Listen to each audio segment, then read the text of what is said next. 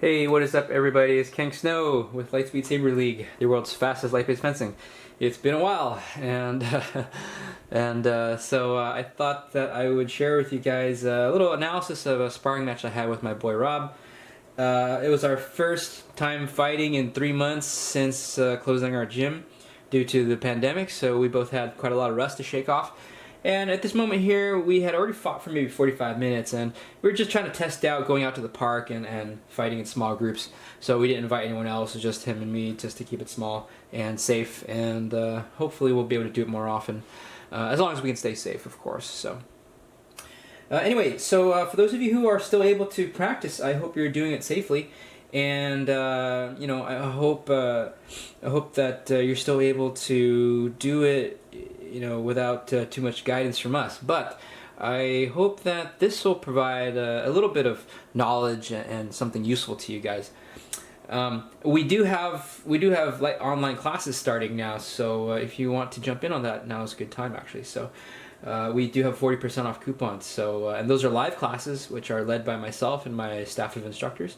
And we also have a self-learning program that's coming up soon too. Oh, and we've also got a championship series coming up too. Yeah, there's so much I want to talk to you guys about, but not in this video, next video. So, but anyway, so let's go over some of the better moments of this sparring match, yeah? All right, let's go ahead and get started.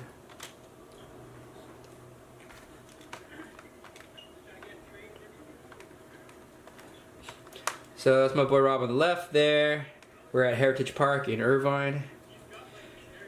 He and I are a good pair up because he's almost pure offense and evasion, and I really like a balanced approach. I really emphasize my defense a lot. So if you can defend against Rob, you can defend against anyone because he's so tricky and fast and stuff like that. So nice little exchange there, and I get a return there. So that was a nice little exchange. Let's go back on that and watch a little bit about what happened there. Okay. So the important thing about this one here is it demonstrates the idea of the kill zone, okay? And this is not something that I've talked a lot about in our tutorials because it's a very, very theoretical idea. But basically imagine that between you and your opponent is the space called the kill zone, okay? And the kill zone is basically where your hands are going to go whenever you're going to throw an attack. So when I do this, for example, my hand is now in the kill zone, right? And Rob kind of pulls his hand out of the kill zone and as well as his blade, okay? And then here's the important thing, okay? I don't just leave my blade there, I pull my blade out, okay? I pull my hand out to remove my hand from the kill zone. Then when Rob attacks, he puts his hand in the kill zone, right? And I'm protecting myself, yeah? Okay, so now his hand is stuck in the kill zone right there, and that's pretty much exactly what I wanted, yeah? My first attack was really just a setup. It's helping me to set up a situation where I can go ahead and kill him. And in this case, his hand is in the kill zone exactly where I want it, and if he leaves it there, then he's going to get a hit. As you'll see in my return, it goes to exactly where his hands were, right, in the kill zone. But he pulls his hands out, which is exactly what you want to do. So I know that a lot of people who are just starting in Lightspeed Saber get a lot of frustration from getting their hands hit, okay? And that's understandable. It takes a lot of practice, okay, and time and understanding to be able to do this without getting your hands shot.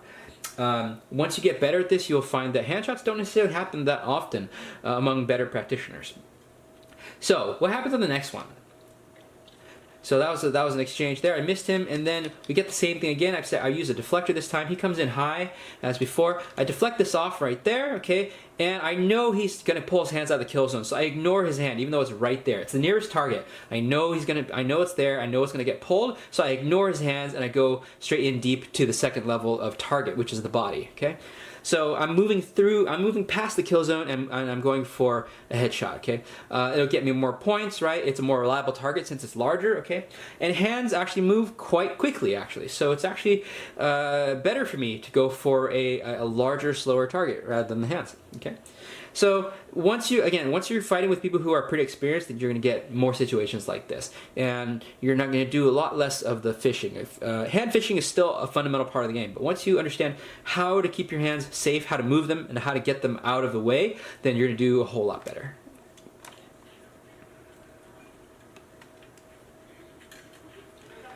That was a little ring sweep there. I haven't done one of those in a long time. Oh, nice side sweep from Rob there, and oh man, okay. Okay, that was mean, but that was really good, okay? So let's walk that back a little bit here. So in contrast to what we just saw Rob doing, Rob I was able to return him on his center attack before. This time he showed it to me right here on the center line, and as you can see, I pulled myself up for a shield 5, and so you can see what I was thinking, but he came off to the side, so that was a nice redirect, cut me right on the side of the head there. Nice shot right there. So as I said, Rob's always pretty tricky.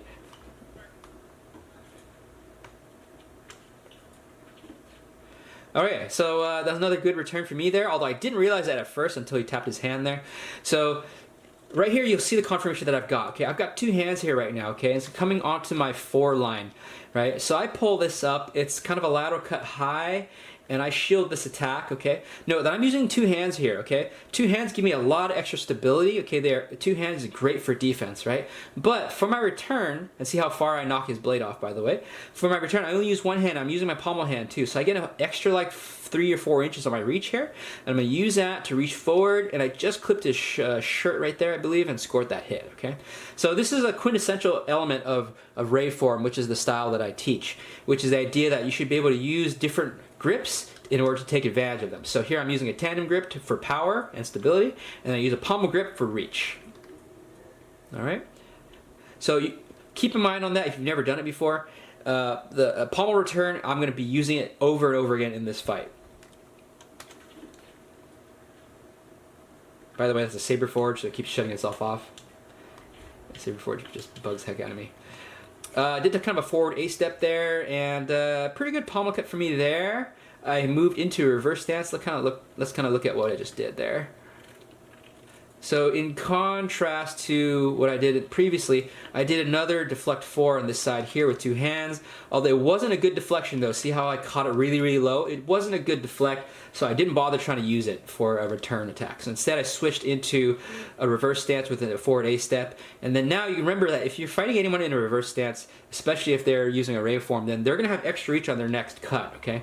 So Rob comes in here and he's doing a moulinet or an orbit right there, and he's not ready for my action here. So Rob's really tricky, but if I'm not buying what he's selling, then he's going to get hit. So as you can see here, he's not even at a 90-degree angle here, so he's really in the wrong position at this point. So I've got a little bit extra reach there, so I'm able to cut him, and I believe I avoided the follow-up as well. So a little extra reach goes a long way.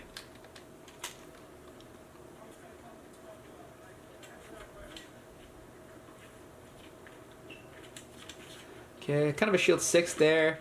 Another shield 5 in return. Didn't catch him though, and I believe that was a passing step ring sweep, I believe. So in that case, it was a slight touch.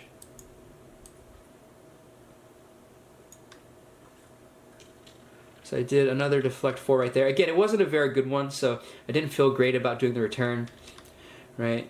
Knocked that off right there. Not great either. Okay, so I used a bit of a drop shot as I passed forward. I just nicked his shoulder right there. What I want to show about this one is, of course, that I moved into a guard right after I was done. It's important to always protect yourself after the hit in case you miss. Okay, it's just a good muscle memory to have in your banks. That's a crate guard, by the way, named after Will. Oh man. Okay. Yeah, that was a good one for Rob there.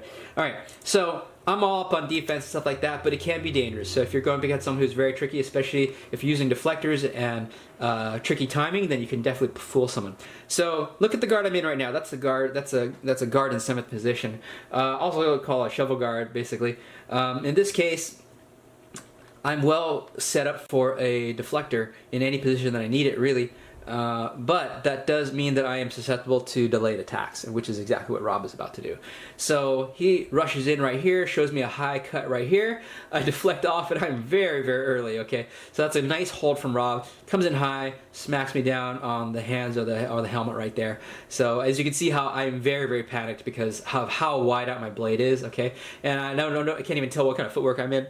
So he definitely caught me there. It's a great play.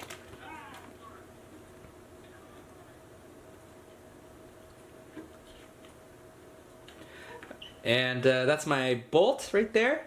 So bolt is a great way to catch your opponent off guard. Okay, you got to do it well though. Okay, So the most basic footwork that I teach the beginners is a lunge, but it means you power off one leg. But when you use a bolt, you're gonna power off both feet, okay? So watch this. I power off this back leg here, and then as I put my weight all the way forward, I'm gonna power off the second leg right there as well, okay? So when you're doing it well, you're basically gonna be flying or really sprinting right at your opponent. And right here, I was able to catch Rob off guard. He's not even able to be able to move at the time that I'm striking him.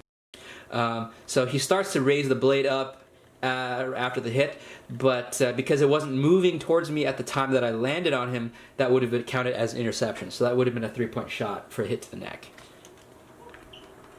And as usual, you know, there's plenty of momentum there, so you have to bleed it off with that little run.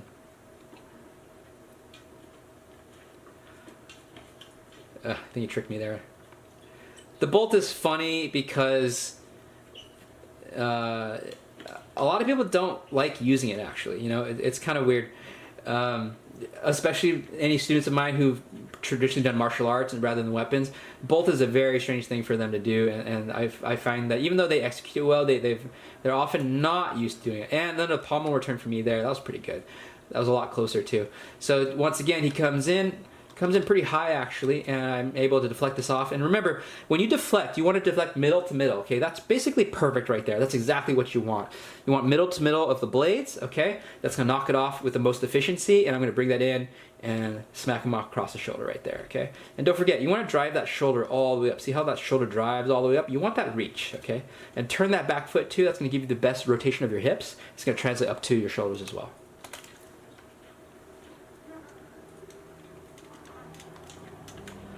That one made me sad, okay? I was in a good position for a counter move right there.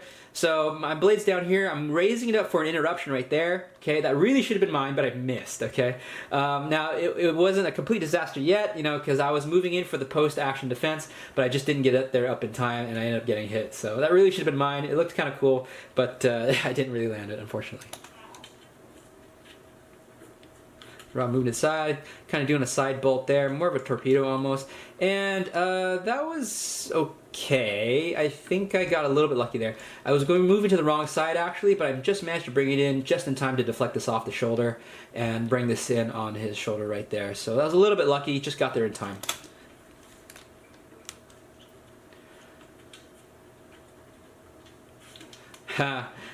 Interesting bolt from Rob there. I've never seen anyone bolted like a stork. Came in with the legs very straight. A little bit unusual. Definitely not the traditional technique for this. But I'm on the wrong shield. It looks like I'm in a shield 10 here. But it gets me on the shoulder. I'm bringing it up to shield 6, which is what I needed. And I'm using my traditional full 180 turn for the return there on the head. But unfortunately, it was too late already. So nice looking play for me, but it was just too little too late.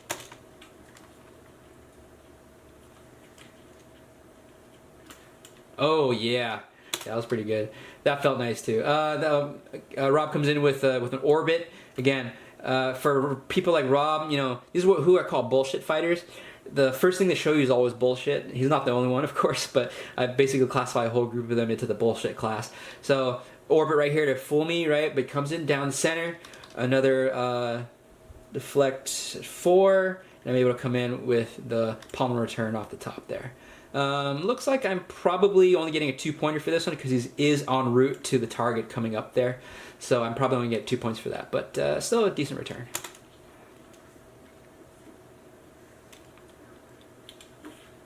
Faked me out there. Good fake. Another fake. Embarrassing. And Rob's famous sand throw. And I don't know what he got him, but that guy's always a riot, so. Interesting jump from Rob there. Another jumper trying to hit me with that. Did a side torpedo there. I don't know if I landed. And, oh man. Okay, yeah. Yeah, I remember that. That was really nice. So this is nice here. Rob does a kind of hand evasion here. So I'm coming in here towards the side. I'm trying to move out of the way here as I move laterally. Going for the hands here. But he raises it up. That's what we call it, kind of a float, right? And this is what is the impressive part here. My head is actually moving sideways, and rather than going vertical, he's coming on the side here to make sure I land that head. Make sure he lands that headshot. So that's a pretty good play.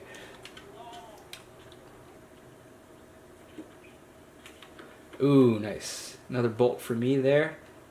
I was told immediately after that he was actually planning to bolt me as well. So once again, you know, you start from out of distance a lot farther than they expect you to be, right, for an attack, and you power off the back leg, power off the front, and run in, okay? You kind of missed his head, okay, I think, or I might have just nicked it, not really sure, okay? But you should have plenty of momentum to run off to the side.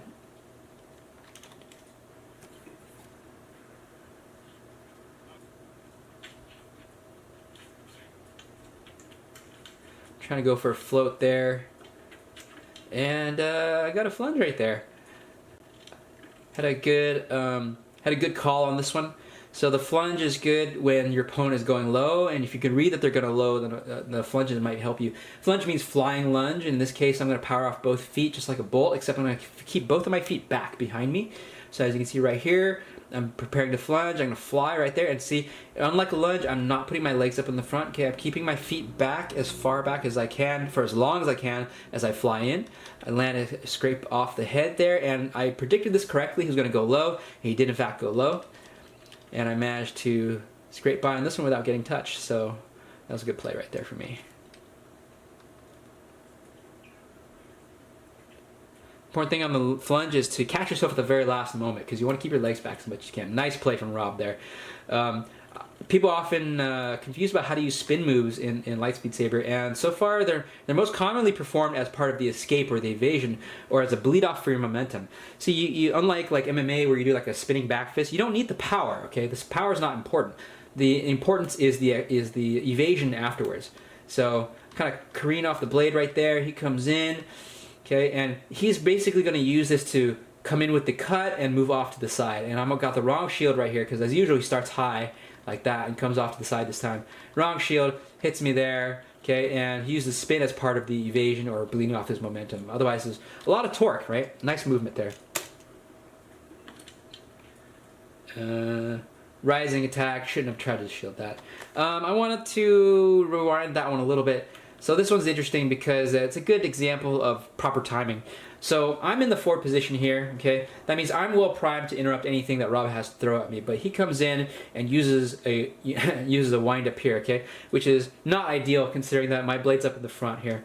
So again, if your opponent's gonna block, then you can use some fake outs and stuff like that. But if they're not, then you could be in trouble, right? So Rob is setting up his attack still, okay? And you'll note that his foot, as it lands, okay, his blade is not even at 90 degrees yet. He's more at like 135. So he's attacking very, very late, okay? So whenever you're moving in, once your foot lands, your blade should be at under 90 degrees by then, okay? If not, having your opponent dead by then, okay? So make sure you time your cuts. Make sure that as you're coming into range, your attack is already being delivered at the moment the foot arrives, okay? This is a very, very late attack that allowed me to cut in. Even as I missed the initial action, see, I missed his hand first, then I was able to bring it in on his chest, right? So I could have gotten him even earlier than that. So you see how much time that bought me in order to recover from that missed hit, okay? So always time your cuts with your foot. And I wanted this in there to remind everyone that this is an illegal maneuver, okay?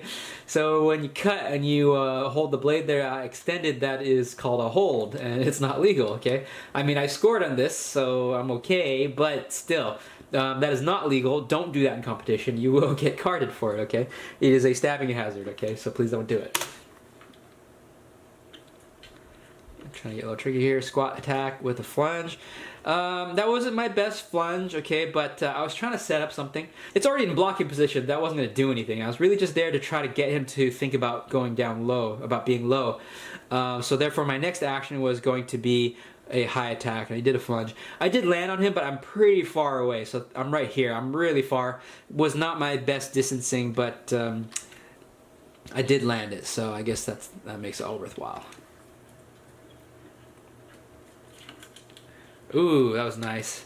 Another good two-handed deflect with the palm return for me. Boom, and boom right off the shoulder there. Okay, once again, roll that shoulder all the way up. You got to roll this shoulder all the way up there in order to make this effective, okay?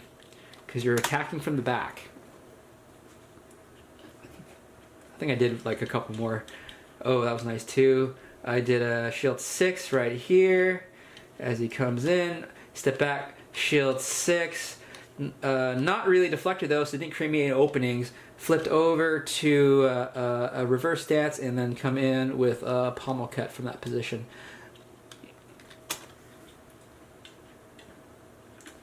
Nice deflector for me, that was fun. So as you can see, he wasn't too close, all right, or he wasn't too far away. I was able to deflect this off right about that. Let's see, I'm not sure if I was here. It looked like a little bit low, but thankfully he wasn't too far away, so I was able to come in and hit him in the head without a lunge. So always, you know, don't step in any deeper than you need to. Okay, if you can hit your opponent without a step, then don't step. Okay, because that's just going to put you in danger. Okay.